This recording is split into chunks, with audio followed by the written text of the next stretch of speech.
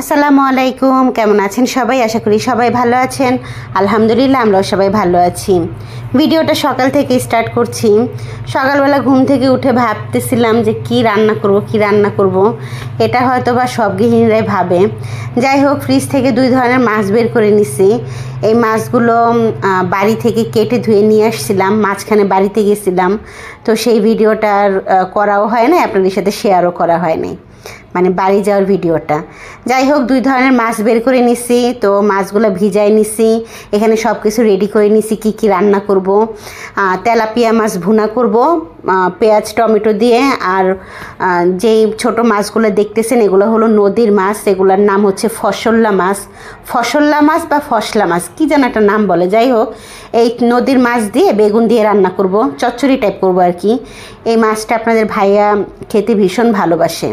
আর এইদিকে অনেকগুলো টমেটো কেটে রাখছি, টমেটোগুলো দিয়ে একটা রেসিপি তৈরি করব, সেটা আপনাদের সাথে অবশ্যই শেয়ার করব। আর এইখানে ফার্স্টেই হলো আমি তেলাপিয়া মাছটা ভেজে ভুনা করে ফেলবো।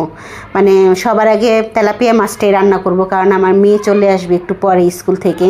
তো আগে ভাবতেছি যে তেলাপিয়া মাছটা ভেজে তুলে তারপরে ভুনা করে রেখে দিয়ে অন্যান্য রান্নাগুলো আর কি তৈরি করব। আচ্ছা, আর এখানে হচ্ছে এখন আমি টমেটো রান্না করব। টমেটোটা আমি এই রেসিপিটার নামটা হচ্ছে, আমাদের ভাষায় আমরা বলি টমেটো বাগার। অনেকে বলে টমেটো ভাজি, অনেকে বলে টমেটো ভর্তা, কিন্তু আমরা বলি টমেটো বাগার। আচ্ছা, টমেটো কড়াইতে দেওয়ার আগে সরিষার তেল দিয়ে দিছিলাম, তারপরে পেঁয়াজ কুচি দিয়ে দিছি, তারপর টমেটো দিছি, তারপরে ফালি করা কাঁচামরিচ দিছি, তারপরে লবণ দিছি, মরিচের গুঁড়া দিছি আর ধনিয়ার গুঁড়া দিছি। সমস্তটা দিয়ে খুব ভালো করে ঢেকে ঢেকে রান্না করব। একদম শুকনা হয়ে আসলে তারপরে নামাবো। তো রেসিপিটা এইভাবেই আর কি তৈরি করি আমরা সবসময়, বিশেষ করে শীতের দিনে যে টমেটোগুলো হয় না শীতের সিজনের, সেই টমেটোগুলো আর কি খেতে টক লাগে। তো শীতের সিজনেই বেসিক্যালি এই টমেটোর রেসিপিটা আমরা তৈরি করি, মানে আমরা টমেটো বাগার বলি আর কি। আপনারা টমেটো ভাজিও বলতে পারেন, টমেটো ভর্তাও বলতে পারেন। তো টমেটো বাগারটা আমার হয়ে গেছে। তো এইদিকে হলো আমার জন্য 1 পিস মাছ তুলে রাখছিলাম, তেলাপিয়া মাছের মাথা, আর অল্প একটু তেল রাখছিলাম, সরিষার তেল দিয়ে যেহেতু ভাজছিলাম। তো আমি এখন ভাত খাবো, মোটামুটি 11:30টার মতো বাজে। আমি আসলে সকালের খাবার খাইতেছি না, দুপুরের খাবার খাইতেছি, আমি আপনাদের সাথে ওইভাবে শেয়ার করতে পারতেছি না। তো আমার যখন ক্ষুধা লাগে আমি তখনই খাই। তো অনেক সকালে আমার ক্ষুধা লাগে না, তাই জন্য আর কি আমি অনেক সকালে খেতে পারি না। মোটামুটি 11:30 12টা, কোনো দিন আবার 1টার দিকেও খাই। ওই যে বললাম সকালের খাবার না দুপুরের খাবার, আমি আসলে বলতে পারবো না কোন টাইমের খাবার খাচ্ছি। তো যাই হোক, যখন খাচ্ছিলাম তখন মোটামুটি 11:30 বাজে। তো এখন আমি মানে মাছের মাথাটা দিয়ে অল্প একটু তেল দিয়ে ভাতটা মাখায় তারপরে কাঁচামরিচ দিয়ে ভাত খাইছিলাম। তারপর লাস্টে অল্প কটা ভাত ছিল, তারপরে টমেটো বাগার দিয়ে ভাতটা খাইছি। আলহামদুলিল্লাহ, খেতে অনেক ভালো লাগছে, পেটও ভরে গেছে, মনও ভরলো। তো আমার মানে ভাত খাওয়ার পরই আমার মেয়ে চলে আসছে আর কি স্কুল থেকে। তো এদিকে ভাবলাম যে তরকারিটা রান্না করে ফেলি, মানে একটা তরকারি তো আছে এখন, ফসল্লা মাছের চচ্চড়ি। এটা ফসলা মাছ না ফসল্লা মাছ, যাই হোক নদীর মাছ যেটা আছে না, ছোটো মাছের চচ্চড়ি করবো এখন বেগুন দিয়ে। তো সরিষার তেলের মধ্যে পেঁয়াজ দিয়ে দিছিলাম, পেঁয়াজটা একটু হালকা নাড়াচাড়া করে বেগুন দিয়ে দিছিলাম। বেগুন দেওয়ার পরে কাঁচামরিচ ফালি করা দিয়ে দিছি, আর এদিকে হলো হলুদের গুঁড়া মরিচের গুঁড়া দিয়ে দিছি, আর স্বাদ মতো লবণ দিয়ে দিছিলাম। দিয়ে মাছগুলোও দিয়ে দিছি, মাছগুলো দিয়ে খুব ভালো করে ঢেকে কষাই নিছিলাম। তো মাছগুলো আমি অনেকক্ষণ আগে আর কি লবণ আর মরিচের গুঁড়া দিয়ে মাখায় রাখছিলাম আর কি। তো যাই হোক, কষানো হয়ে গেলে আমি সামান্য পরিমাণে একটু পানি দিয়ে দেবো, পানি দিয়ে ঢেকে দেবো। তো ঢেকে দেওয়ার পরে বলক চলে আসলে আমি একটা টমেটোর হাফ দিয়ে দেবো, আর সামান্য একটু জিরার গুঁড়া দিয়ে দেবো, সামান্য পরিমাণ। তো দিয়ে খুব ভালো করে আর কি ঢেকে যখন নাকি পানিটা একদম শুকায় আসবে তখন সামান্য একটু ধনেপাতা দিয়ে আমি হলো ফসলা মাছের চচ্চড়িটা নামাই নেব। নদীর মাছের চচ্চড়ি আর কি, ছোটো মাছের চচ্চড়ি। যাই হোক, এখানে এই তো দেখতেই তো পাচ্ছেন টমেটো বাগার, আমি তো অনেকটা খেয়ে ফেলছি। আর এটা হচ্ছে ডাল, 2 দিন আগে ডাল রান্না করছিলাম, ফ্রিজে ছিল, জাস্ট ফ্রিজ থেকে বের করে গরম করে নিছি।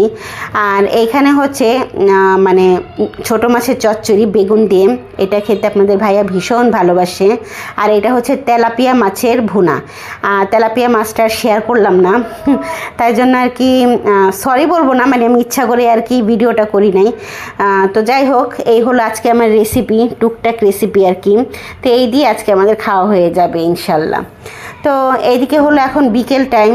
তো দেখতেছিলাম যে বাহিরে একটু অন্ধকার অন্ধকার টাইপ, মানে বৃষ্টি বৃষ্টি হবে এরকম একটা ভাব। তখন ভাবতেছিলাম কি খাবো। তো ঘরে সেরকম কোনো কিছু ছিল না। বেসন ছিল, খুব ইচ্ছা করতেছিল ফুলকপির পাকোড়া খাই, কিন্তু ফুলকপি নাই বাসায়। তার জন্য কিছু আলু, মানে 3-4টা আলু আমি গ্রেট করছি। গ্রেট করে এখন আমি মানে পানিটা চিপে চিপে বের করব। গ্রেট করা আলু থেকে প্রচুর পরিমাণে পানি বের হয়। তো পানি বের করে তারপরে আমি আলুগুলা দিয়ে আলুর পাকোড়া বানাবো। একদম ঝিরিঝিরি করে গ্রেট করছি, গ্রেটার দিয়ে গ্রেট করে নিচ্ছি। আচ্ছা, এখন আমি মানে আলু গ্রেট করা আলুর সাথে যা যা মিক্স সেটা আপনাদের সাথে একটু শেয়ার করি। এখানে হচ্ছে মানে পেঁয়াজ কুচি, কাঁচামরিচ কুচি আর হচ্ছে ধনেপাতা কুচি দিয়ে দিছি।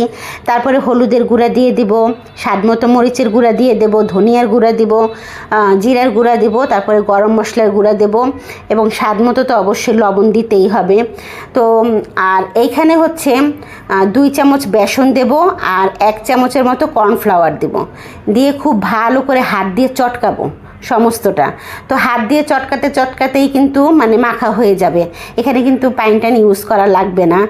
বেসন আর কর্নফ্লাওয়ার দেওয়ার কারণে অনেকে হয়তো ভাবতে পারেন যে পাইন দেওয়া লাগবে, আসলে পাইন দেওয়া লাগবে না একটুও। তো আলু থেকে আর কি পাইনটা বের হবে।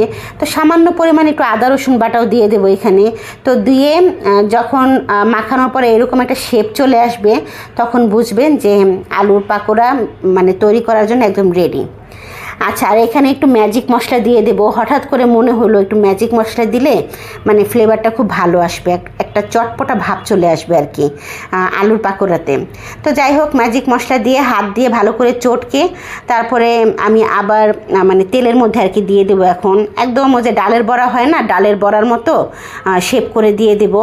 একটু গোল গোল শেপ, পাতলা পাতলা করে দেবো, যেহেতু কাঁচা আলুটা একটু সেদ্ধ হতে টাইম লাগবে। তো এখানে দেখতেই পাচ্ছেন আমি কিন্তু অলরেডি ভাজা শুরু করে দিছি। আর এক পাশ উল্টে দেবো এখন। তো এক পাশ উল্টে দিয়ে ভাবতেছিলাম যে একটু বারান্দায় যাব, আপনাদের সাথে শেয়ার করব ওয়েদারটা কীরকম। আমি জানি না আপনাদের ওইখানে ওয়েদারটা কীরকম। দেখেন একটু অন্ধকার অন্ধকার হয়ে গেছে। মানে ফেসবুকে দেখলাম এমনিতেই যে কলকাতায় নাকি বৃষ্টি হইতেছে, আর আমাদের এদিকে সকাল থেকে একটু অন্ধকার লাগতেছিল। আর যত বিকেল ঘনায় আসতেছিল কিংবা সন্ধ্যা ঘনায় আসতেছিল তখন আরও মানে বেশি অন্ধকার হয়ে আসতেছিল। তখন আমার মনে হলো কেন জানি বৃষ্টি বৃষ্টি হলেও হতে পারে, কলকাতার মতো আর কি। জানি না হবে কি না, বৃষ্টি হলেও হতে পারে। আর তখনই মনে চাইতেছিল যে একটু ভাজা পোড়া কিছু খাই। বাইরে থেকে কোনো কিছু এনে খেতে ইচ্ছা করতেছিল না, নিজের হাতে তৈরি করে কিছু একটা খাবো এরকম মনে হচ্ছিল আর কি। তো যাই হোক, এখানে আলুর পাকোড়াগুলো মোটামুটি হয়ে গেছে, মোটামুটি বলতে সবটাই হয়ে গেছে।